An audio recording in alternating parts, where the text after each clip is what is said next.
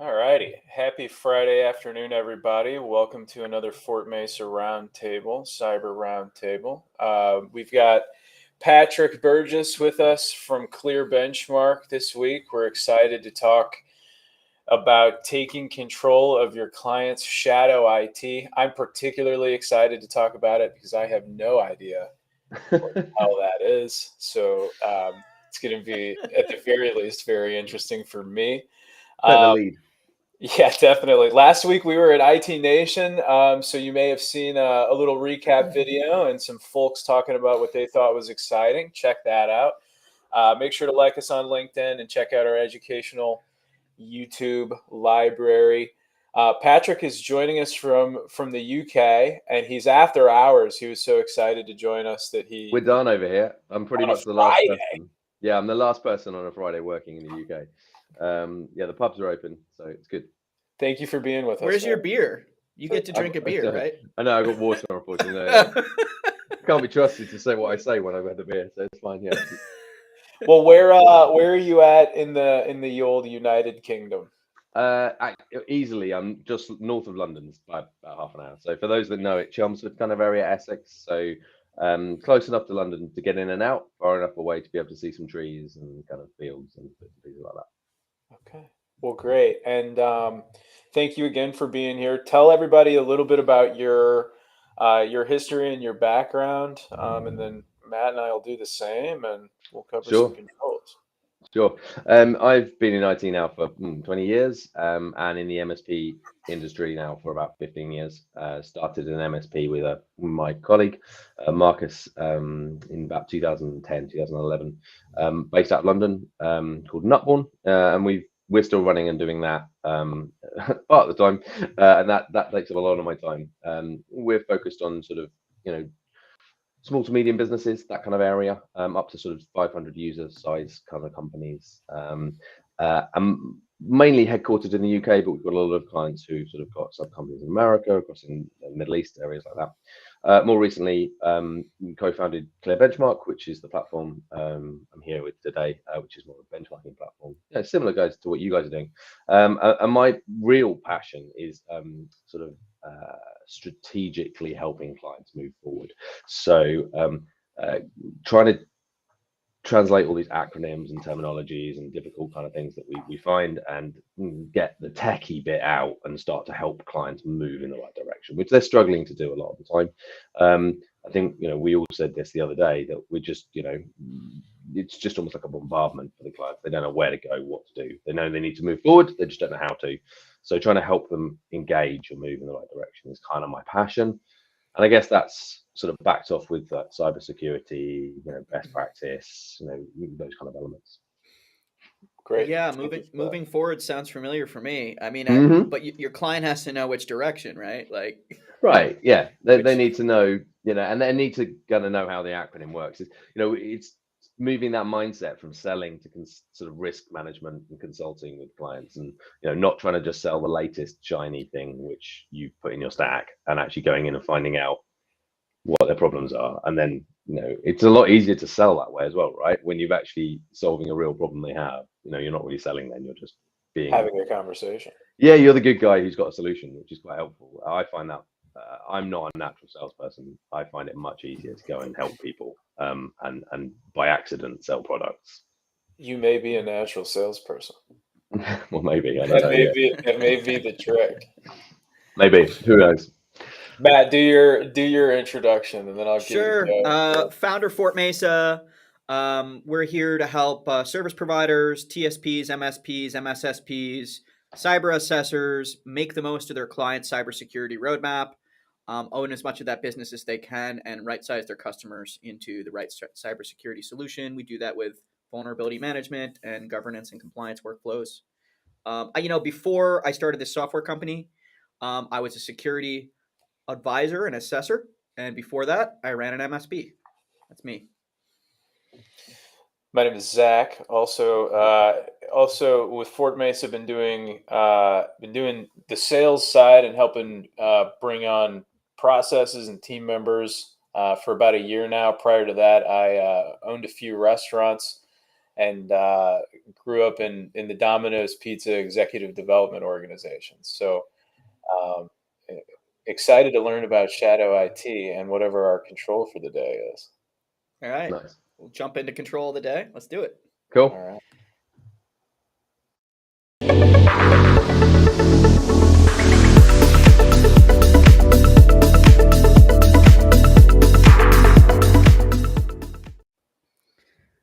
Data protection.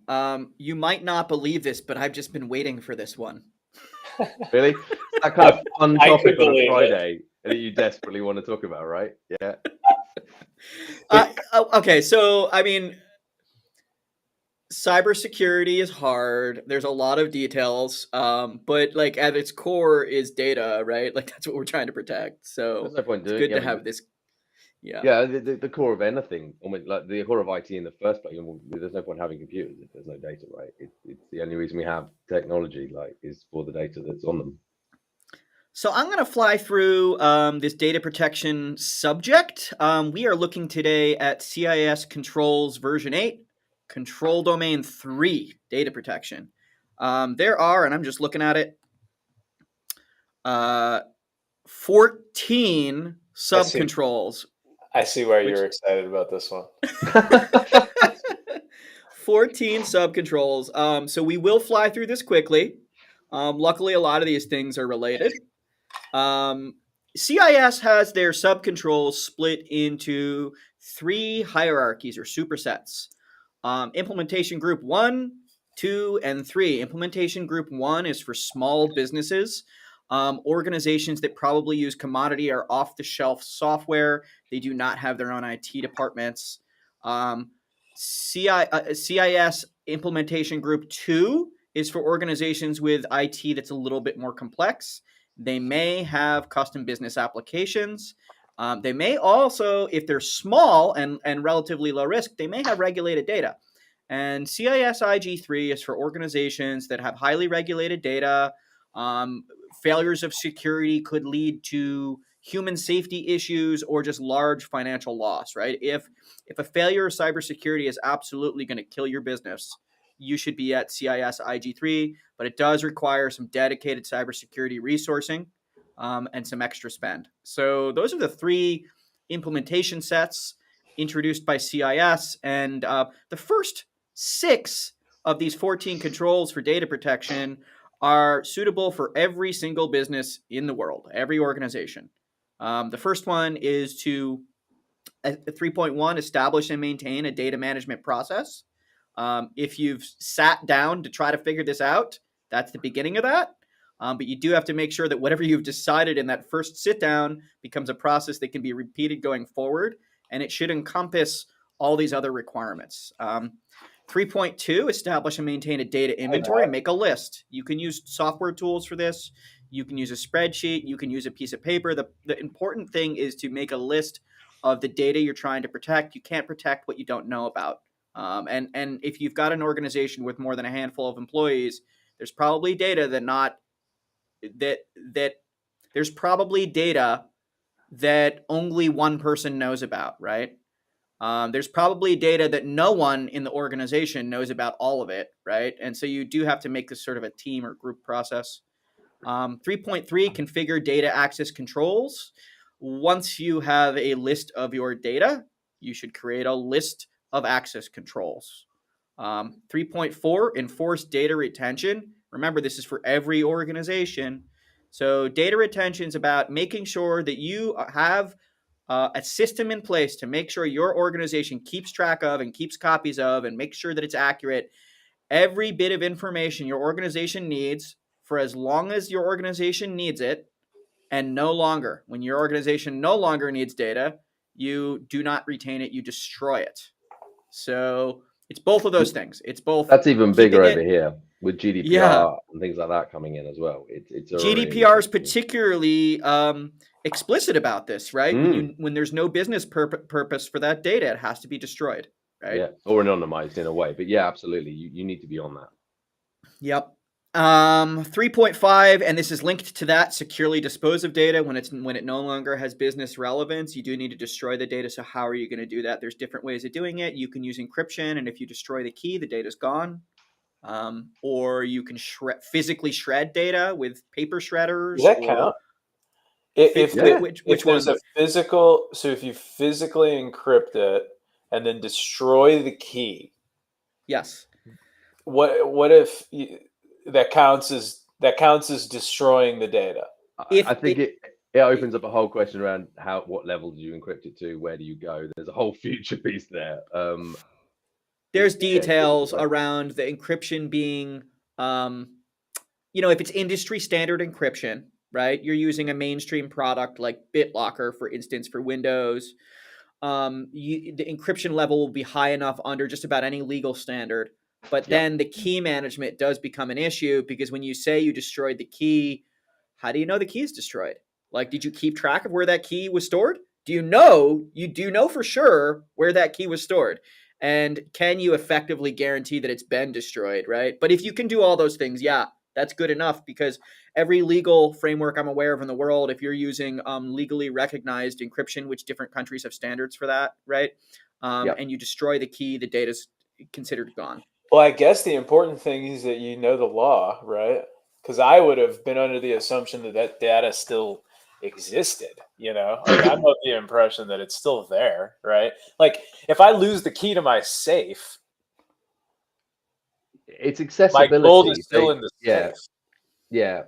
Confidentiality, integrity, availability, the three core pillars, right? If the availability of the product is gone, it does. I mean, you can take it further though, right? I mean, just, if it's a hard drive, you can shred the hard drive. There's a further steps you can go down depending on where you are to kind of clear that data. But making sure that you absolutely have cleared the availability of that data. And if you're in some place like a cloud, right, or a mainstream data center, hyperscaler, you can do both. You can, yeah, exactly. You can. It's actually all three things, because they do encryption, and then underneath that they will shred the media when it's no longer required, and then underneath that they do physical chain of custody, right? And certification and access control. So all of those things, but it's sort of like mathematically the data is gone, is what they consider. That the chances of the data being recovered are astronomical. That it may as well be gone. Although, where people get fearful about quantum encryption cracking, and it's possible in a few years we may decide some of this encryption we thought was destroying data is not destroying data. But as it is right now, that's a whole different webinar, right? To do around that if you wanted to. Okay, note to self. And yeah. All right. So data disposal. Yeah. Encrypt it and destroy the key. Shred the drive, or somehow certify that it's been destroyed. But you have to have a reason why you think it's destroyed, right? Which is related to the next one, 3.6, encrypt data on end user devices. And the reason you encrypt data on end user devices is so you can destroy the key or remove the key, and the data is considered gone. So if you are here in the US, we have HIPAA. And if a doctor has 1 billion healthcare records on his laptop and he leaves the laptop on a bus, right? But he's got an encryption key in his pocket, and he has the encryption key, right? Legally, that data is gone. So, and that's why we encrypt end user devices. Man, the law is so important. So that, by the way, that was the end of the list that every single organization in the world should be doing. So the Center for Internet Security says it doesn't matter who you are, you should be doing every single one of those things. And if you're a service provider and you're following industry best practice, all those things we just went over are standard industry best practices. Well, in a minute, when we come to Shadow IT 3.2, is going to be everything else around this. If 3.2 isn't being done, and as a service provider, if you aren't doing 3.2, then how do you know you're doing everything else?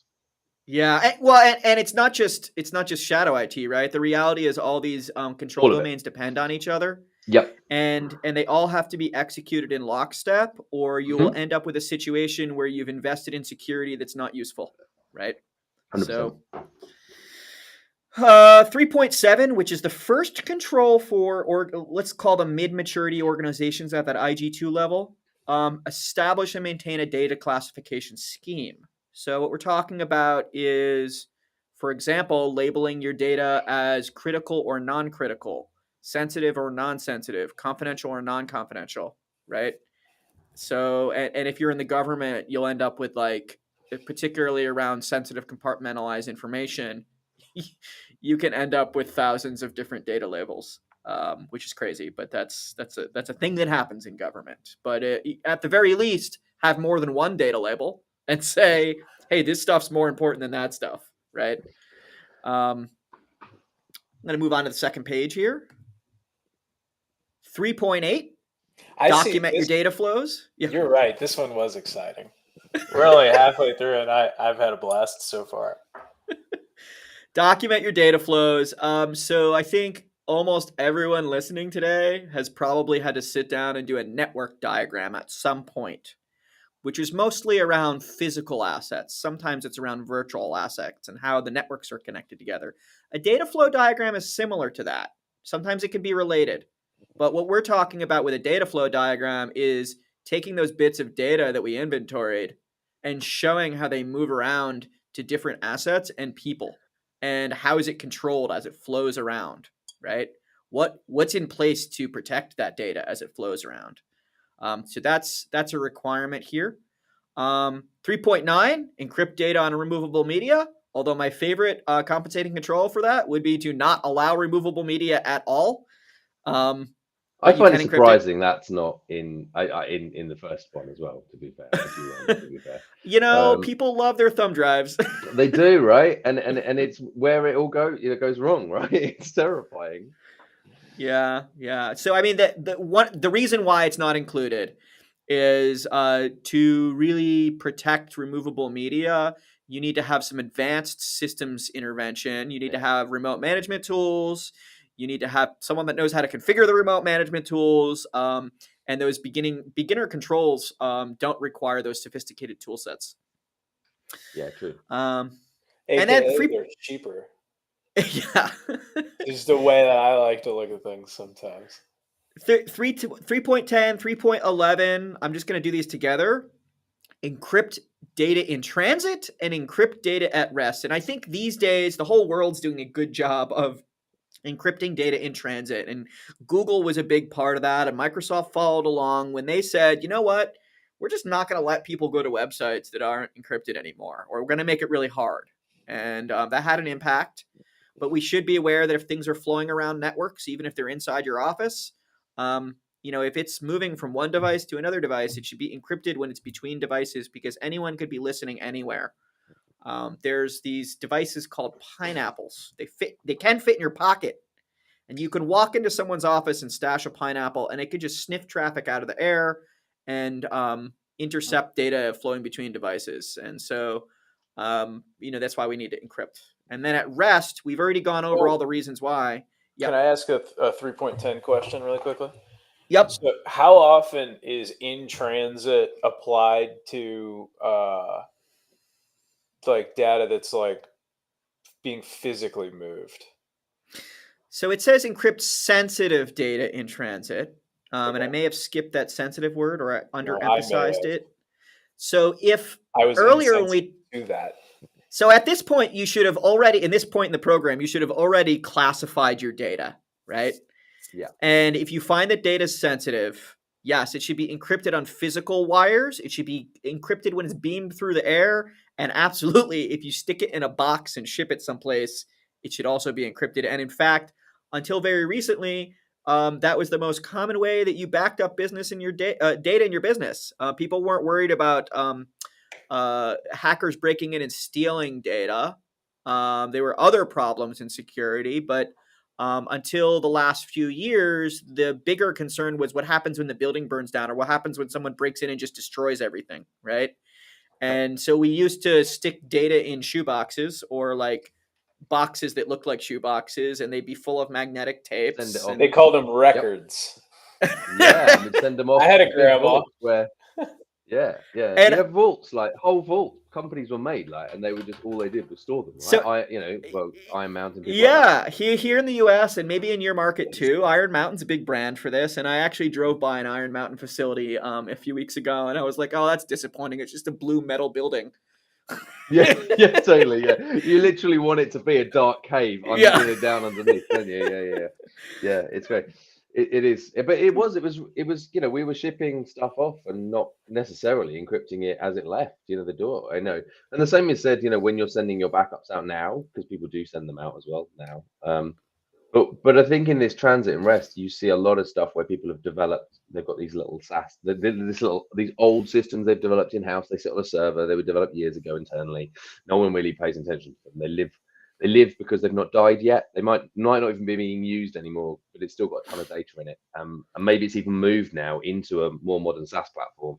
That's what the company is using. But they're just keeping these old systems around because, as we said, the data. Going back to that, how long do you keep data for? And it can be a real problem because if those systems just haven't got any of these more modern platforms, you're relying on them. They're not getting any updates. They're not moving in the right direction. Yeah. So before we leave 310, and this still happens, guys. This is not like you should ask your clients what they do with their backups because some of them are still doing this. They take them home. On a little USB stick. On USB stick. In days past, it was CD-ROMs or DVDs or boxes of tapes stuffed under their bed. People take their backups home because they think that's a safe place to bring the data.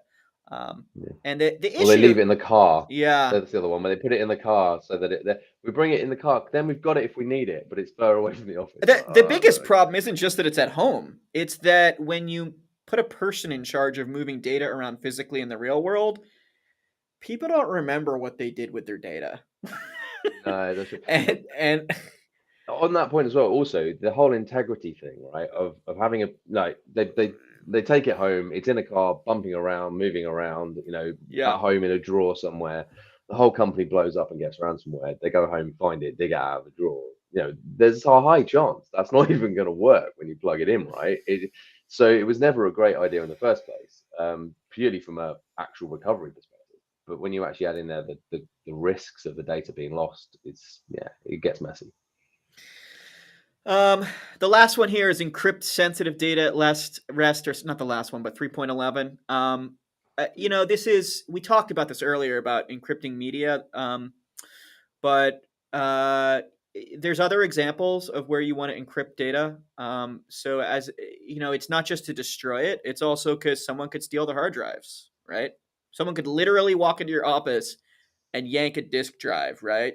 Or someone could literally capture a laptop and just, maybe it has a password on it, but if it's not encrypted, let me tell you, I can get through any password, and some encryption, right?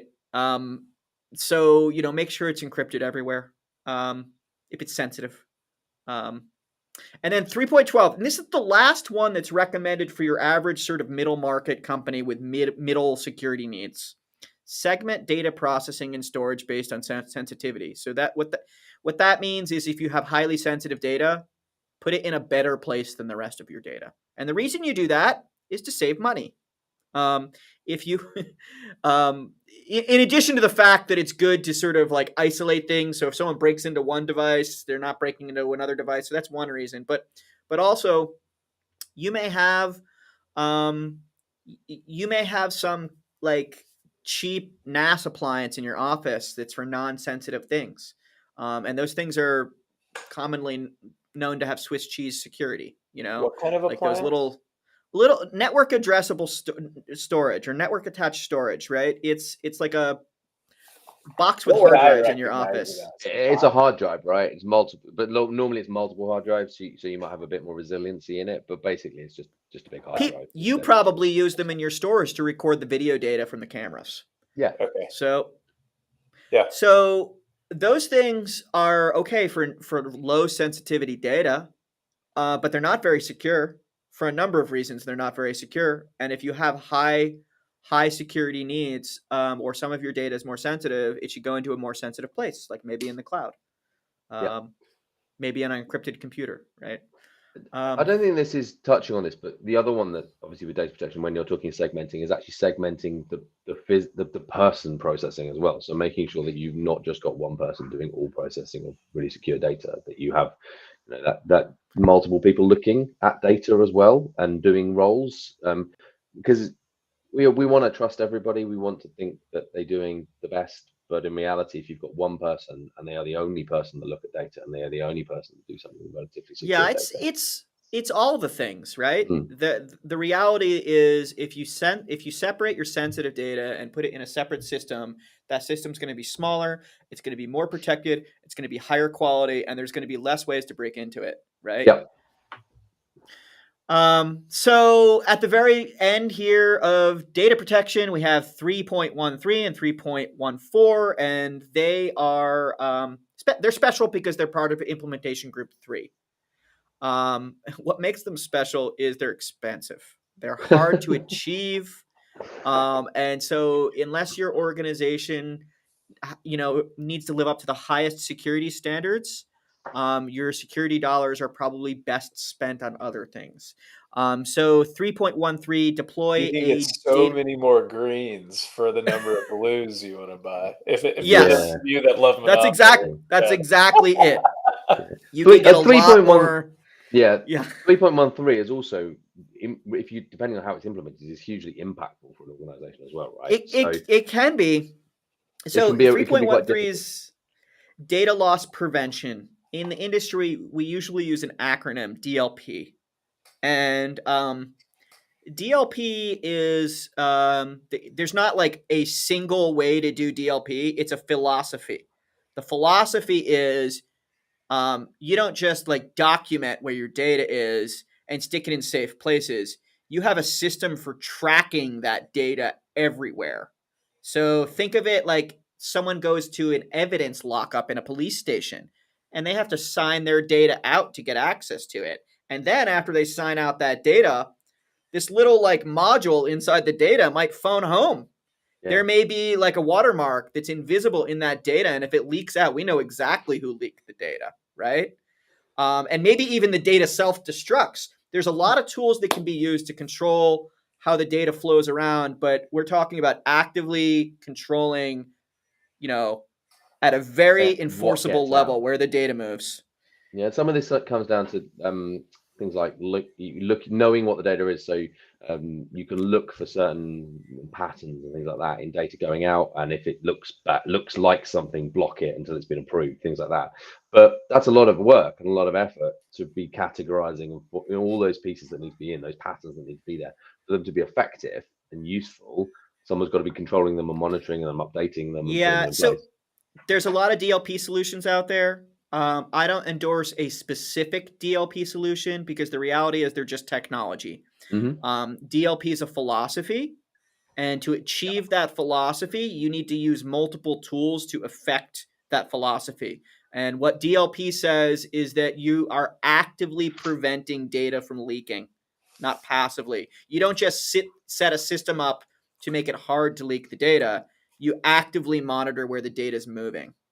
No. So it's going into that proactive forward motion, right? Yeah, it's hard, it's expensive, and it's not appropriate for most orgs. And then the last one here, 3.14. Actually, this one's very, very simple, but it's expensive.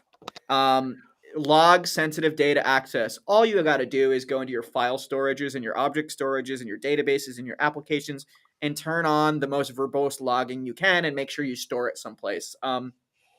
Logging's easy if you turn it on everywhere, although some of your products won't have the right logging. You'll have to switch products to get to one that even has accounting in it. But a regular operating system has this built in. The biggest problem with 3.14 is it's a massive amount of data, and you have to store it all, right? Your accounting data to log sensitive data flow could be much larger than the actual data. So it can get expensive. And you've got to do something with it if it's to make it. I mean, you can do after the fact, right? So it's useful sometimes to be able to go back if it's gone wrong and go, why did it go wrong? But to get the real benefit, you need to be again, just like 3.13, proactively looking for oddities. Whew. That was data Fun. protection. So I like that one, but man, 14 subcontrols. Whew. I learned a lot.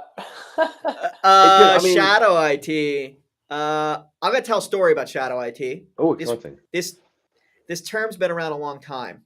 When I first learned about Shadow IT, it was probably 20 years ago. And the version of it that I learned about was when I was in an enterprise IT department in a, I guess what we would call mid-cap company. We had a few thousand employees, and the Shadow IT looked like random things that other vendors would bring in, right? So the IT department didn't really like to micromanage the printer situation or the phone situation. We had vendors for that, right? And those vendors would arrive on site and they would install all sorts of crazy things in the building.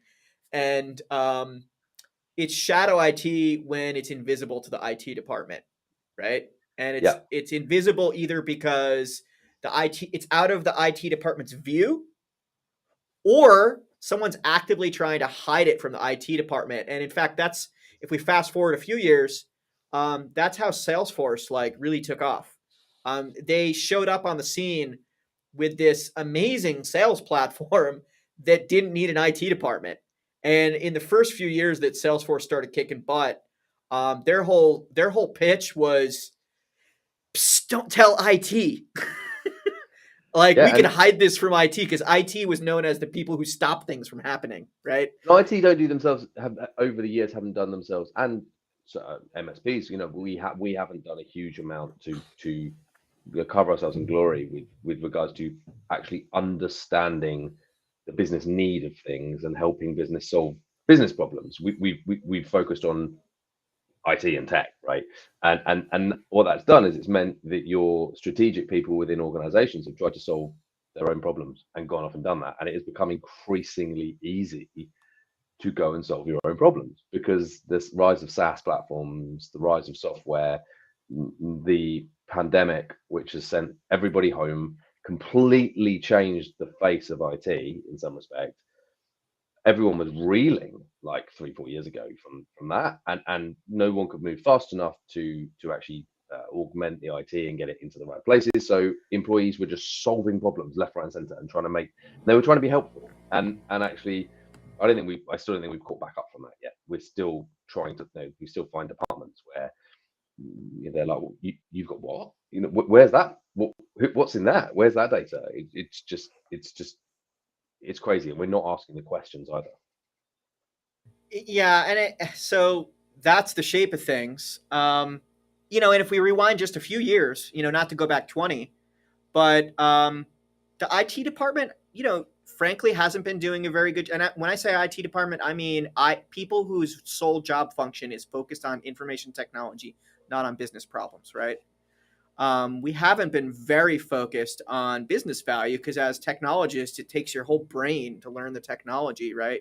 But as you say, these systems are getting easier, and people don't need that technology brain to get business value out of technology anymore, right?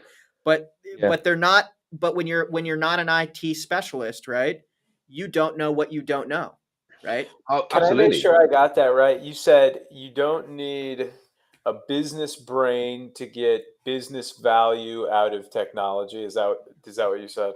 Sorry, you don't need a technology brain. That's what I intended to say. Yeah, and I would argue. I almost want to argue you don't need either.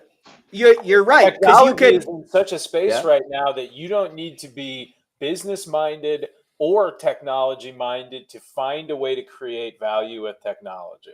I think either of those are true. Yeah. Currently, it won't be true. Those are true. And if you choose the right vendor to rely on for those third-party solutions that bring both the IT and the business workflows to you, the right vendor can be a great asset. It can make your job easy, and it can make you good at whatever you do. And the wrong vendor can strangle you or kill you. There's nothing wrong with any of these platforms, really. I mean, okay, there's some bad platforms out there, and there's nothing wrong. In fact, it's the right way to approach it. The right way to approach it is, what's the business need? What's the business problem? How can we solve this and most efficiently do it? Because ultimately, the only reason IT exists is so the business can do its job, right?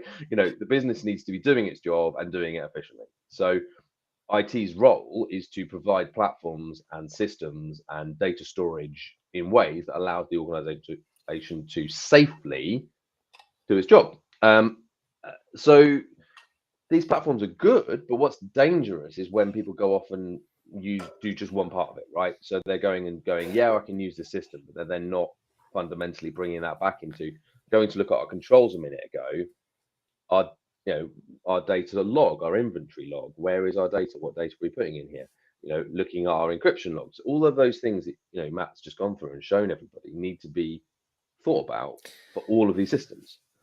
Well, for a number of years, IT objected to shadow IT and outside vendors because if you were going to do the right thing for security and the right thing for reliability and the right thing for being efficient in your business, as an IT department, your job was to evaluate a business solution, crack it open, see what's inside the egg, evaluate it all, and figure out how to integrate it into that IT organization, IT system, right?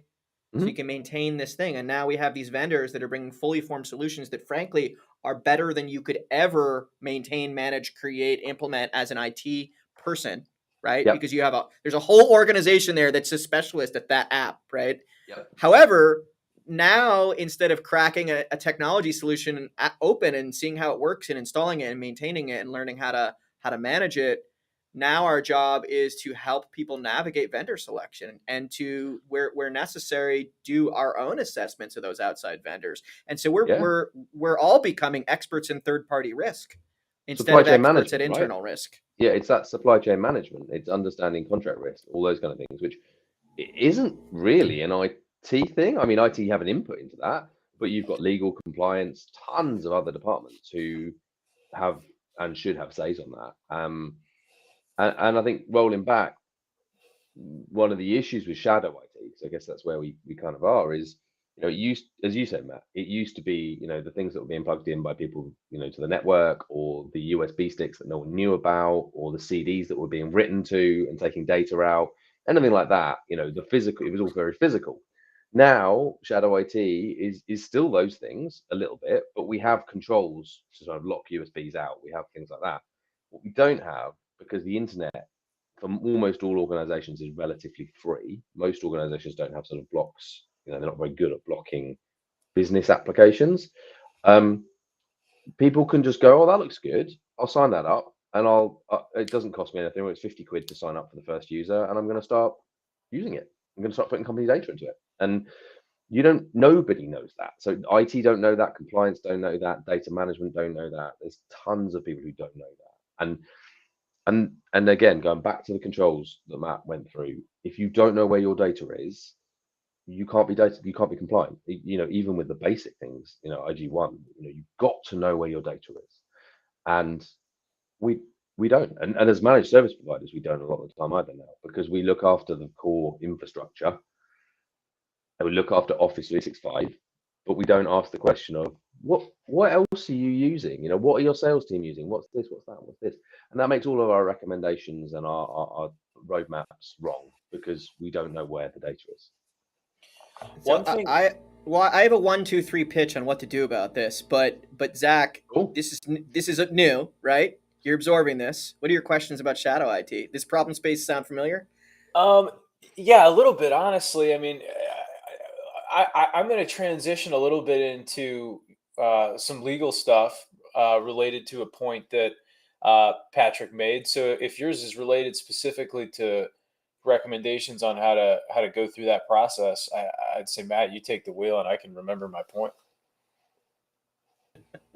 Okay, so it's really quick. Okay, this is your job as IT outsourcer or IT director or the person who's the IT advisor, right?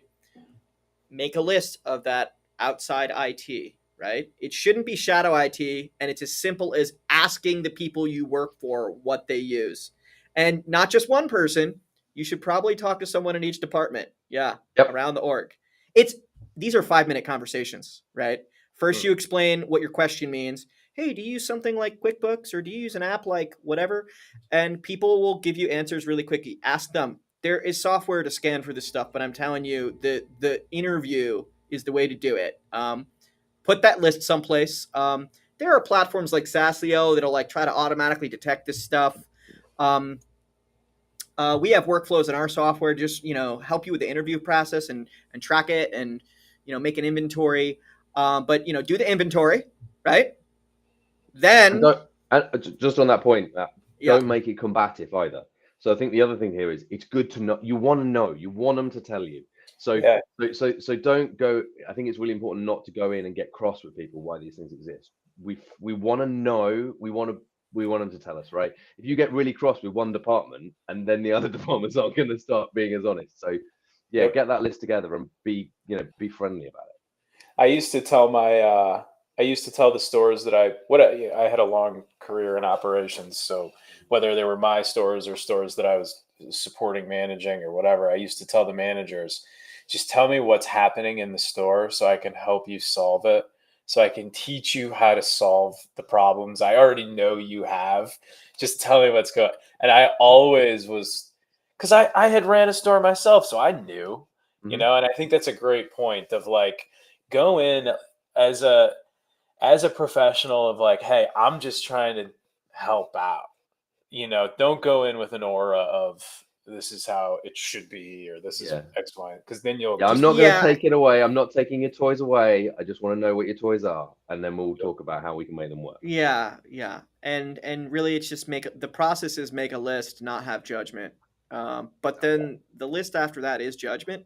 So the next step is evaluate these vendors, and you should evaluate them both on the risk that vendor proposes based on the level of maturity of that vendor, but also based on the sensitivity of what that vendor does for the business, right? Important to note that while judgment's happening, the judgment is on the vendor, not on the team member. Right. No, they're done. They're done at that point.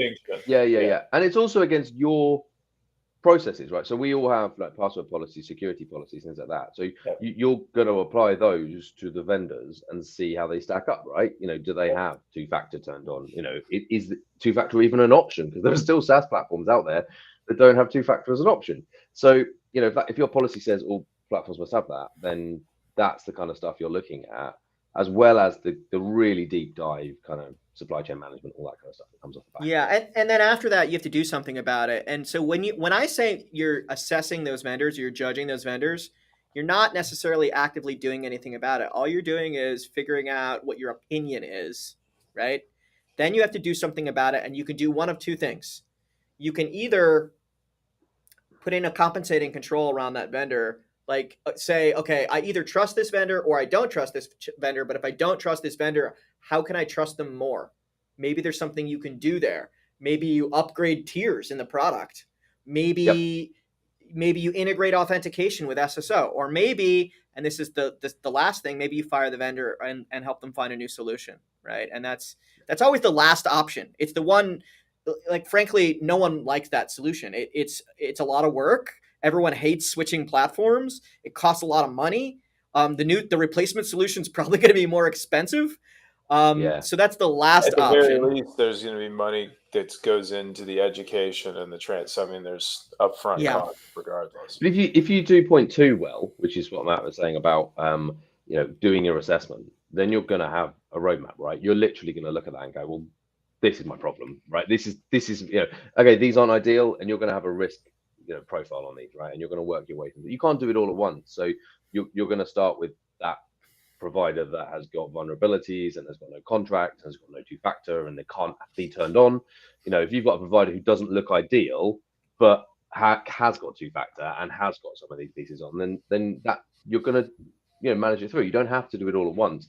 Knowing is already empowering you to then start to make the right choices. Yeah, you don't have to do it all at once. You can look at one aspect at a time across all your vendors. The other thing is, if you've done your job correctly, you've already classified sensitive data and you've mapped your data flows into SaaS or other solutions. And so you know which vendors are the ones you need to take a closer look at.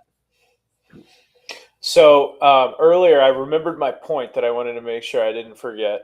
So Patrick, you said something that perked my ears. You said it's a lot of legal, or you said there's something related to it being more law than tech. And while I was at IT Nation last week, we didn't get our chance to do our recap portion of our video for our time slot for posting. So I didn't get to say what I learned most and all those different good things. But the thing that stood out to me most, there was a workshop we attended towards the end of the event, and Matt Topper was there, and Bradley Gross, and the biggest thing that stood out to me was how much law you probably need to know to not get tripped up in some of these situations. And even at the beginning of this webinar here, specific to law around what defines acceptably destroyed data, quote unquote, it's a lot of, do you have the words right? And that's my opinion. That's a thought. I want your guys. No, yeah, we are an industry full of jargon, and I'm a cyber expert, which means I have a second layer of jargon above the IT jargon. I'm like 2 jargons deep. Yeah. And then we got the legal jargon, right? And it's you got to know all those things to have the right conversation, right? And I don't think you could be, I don't think one person can know those things anymore either. I think, those days, as like Matt said earlier, right? We used to have an IT department, right? They did that. And in an IT department, you would have multiple people in an IT department. You would have someone in there doing, your help desk guys, but you'd have your IT director, blah, blah, blah. So it's now needing to be a team, right? We shouldn't be sitting on islands individually. We should be talking. We should be engaging as groups. And I think, yeah, absolutely. Healthcare. My wife works in speech and language therapy as well. It is just crazy. Teaching is another one as well. If you get involved in schools, they have a similar kind of level of acronym. But yeah, I think we are no longer with these platforms making decisions as IT. We will have views and we have total things that we need to be involved in. But in most organizations, your data protection, you'll have data protection people in. Certainly under GDPR, you'll have a data protection officer. You'll have somebody, who's responsible for that side. You'll have a compliance team. You'll have someone who's in charge of contracts and legal, and you'll have IT, and IT will have a set of remits. And ultimately, all of those report up to a board or a C-suite who have ultimate responsibility for this. So it's not one person playing this game anymore, and it's not one department like IT. You can say we're going to tell you what you can and can't do. So we are part of that puzzle, and we need to make sure the other departments are in there.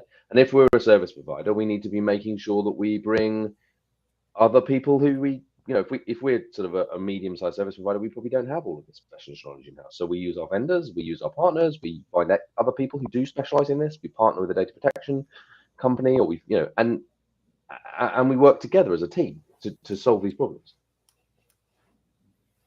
So I'm just realizing we have like a backlog of comments here. I can hit them real quick. Of course, there's the I That was early on. The pizza. Also notable from the IT Nation video is that many people felt their favorite topping was pepperoni. So, was there really any question?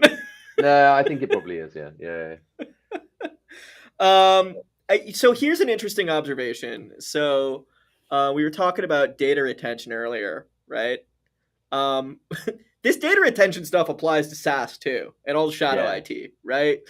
And I think organizations know that they have rules around retention, but I think most business owners, because of that issue we just talked about jargon and about how everyone doesn't know everything, while they know that there's rules, they usually don't really know what they are. They just know that there's rules. And so they do need someone to sit down and help them think through it, because the reality is industry standards don't usually say, oh, this is exactly what the rule is for everyone that looks like you. It's usually more nuanced than that, right? Oh, this type of data is this type of data is that. Oh, you have to actually think your way through your business, and you might be different than that guy across the street.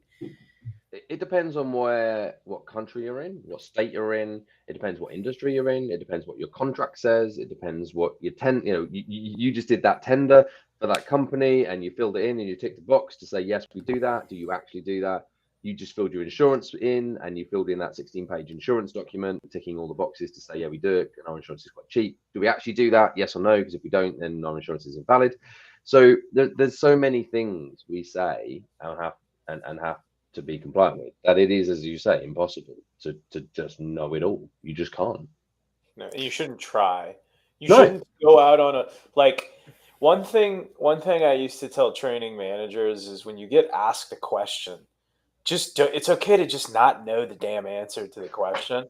It's way more dangerous to start pretending you know shit you don't. Excuse When you me. start talking and you realize you don't know what you're talking about, and you dig yourself deeper, it's better to say, I'm really sorry, I don't know, but I'll find out for you. I'll I'm get gonna the find answer. out. Yeah, Yeah. exactly. Yeah, and so that really resonates with me with this comment, okay, about data discovery and classification. It can be very difficult, and there are situations where it just frankly is difficult, right? But also I think people try to make it harder than it is sometimes, particularly if you're trying to use tools to solve this problem. If you try to use tools to solve this problem, you're going to come up with thousands of types of data in thousands of places, Yeah. right? If you just Yeah. sit down with a napkin and make it that simple, this is easy and it can actually drive your whole strategy. That's a really So, good point. The bigger you start, the easier it is, and then you can go deeper, right? So you can start in that sort of high level position, understand where your core stuff is. They call them the crown. Where's your crown jewels? Where's your CRM? Yeah, okay. Well, let's just say the whole CRM, right, is good. We're not going to start categorizing every area of my CRM and every piece of it. We're just going to take that whole thing and say that's sensitive. We need to worry about that. yeah, and the one exception, of course, is if you're doing business with the federal government someplace, because Yeah. then you have to do everything the government way. You would hope that if you were doing government with a business, you might be slightly further along than starting your data categorization, but you don't know, right? You see, it's amazing what you see.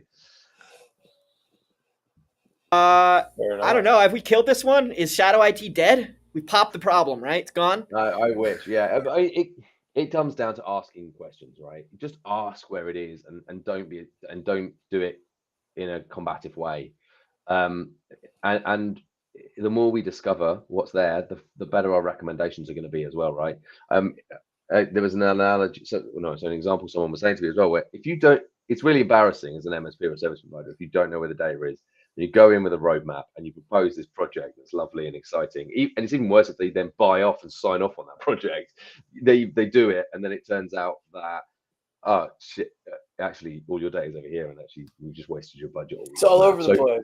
Yeah, right. Yeah. You can make bad recommendations just by not asking simple questions, and you can look like heroes by asking simple questions and making a wider picture conversation around it.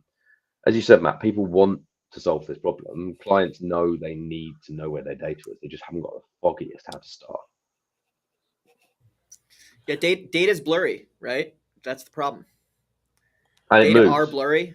Data are blurry. That's the European way, right? Data is blurry. Yeah. They are. In our country, it often is blurry. Yeah. Okay, fine. Oh boy. Yeah. Today's starting to get blurry. Patrick, tell us your favorite food, and then give us favorite food. I don't know. Give us steak. a little bit of a steak. Steak. What's on the side of the steak? And what type of steak? I think I go to. We got some good steak restaurants down around here in London. I think I go for something like a ribeye, kind of in a medium, and then I go with like a high fat content of the steak. Yeah, but it needs to be medium because you got to get that, get the fat. And then something, chips and something green, so that there's something green in there probably, but covered in oil and butter. So yeah, that's kind of what I do. Yeah. Okay. Well, give us the Clearbenchmark 10,000 foot view. 10,000 foot view. So we've kind of come out of an MSP, and the platform is there to help clients who help MSPs and service providers talk to their clients. So the platform is built around frameworks, and the aim there within the platform is to simplify the communication problem and help you move clients forward and get those journeys and those strategies going through simplified benchmarks and through a road mapping process within the platform. We've got a lot of coaching around sort of how to engage in that, as we said earlier, in that sort of consultancy mindset rather than the sales mindset, so that you're finding out the information and you're then talking to your clients in a business and a risk methodology, which is what we will talk about now in the service industry. But it's not as far as you guys go in Fort Messer, we're not looking at, you know, GRC frameworks and the complicated stuff where, you know, the clients maybe need to be in a different mindset and they need to at least understand the basics. So where we're trying to do is helping the service providers get their general clients who are not ready to move forward or want to move forward but don't know how to move forward, and take them on that journey through like pre-built benchmarks which align to the framework so that they can go in the right direction and de-risk their clients and de-risk their own position as well, so that they start telling their clients what's wrong, so that they don't get held over that barrel. The example I always use is that MSP that's told their clients to turn two-factor on. They said you must turn this on. The client ignores it, doesn't do it, gets hacked, and then is on the phone screaming and shouting about the fact that they've been attacked. And you want to be in a position where you can say, no, we told you should have done this. We put a plan in place around this. This is what it should have been like. So we want to help the MSPs de-risk a situation, but also drive improvement with their clients and move in the right direction. I'm sold. Cool, good. I'm glad. Nice. Well, I think we were talking like there's such a good synergy between what we do and where we can. You know, when you get to a level with where we are, the clients are ready for that. That you can jump up. Yeah. So Zach, I did the opening. I probably was a little pitchier than normal. You want to take a snap? Yeah, you said pitches at the end, and I was like, oh, he's gone. He's done. I can't get off my stump. Yeah. So Fort Mesa, we help you own your client's cybersecurity roadmap. We make owning the risk management process easy. We make owning vulnerability management easy. What else do we make easy, Matt? Reporting and evidencing. Oh, cyber sales, right? Getting people into the right amount of security. Good. Yeah. Right sizing. How important is that? Yeah. We do a lot of things. We do a lot of really good things in that space. And we love service providers and we love helping do the right thing in the space. So thanks to everybody for joining us today. We're going to be doing next week. We've got a Black Friday special. We're going to have Mikey Pruitt on for from DNS Filter on how to keep yourself safe shopping online in the holiday season. You're going to have folks out there that they want your credit card information. They're going to get it. They're going to try to get it. So we're going to talk about how you can not let them. It'll be a good conversation. Patrick, man, thanks for coming on. Thanks for everybody to join us. Matt, thanks for your security brain. Happy Friday. Bye, guys. See you all. Bye.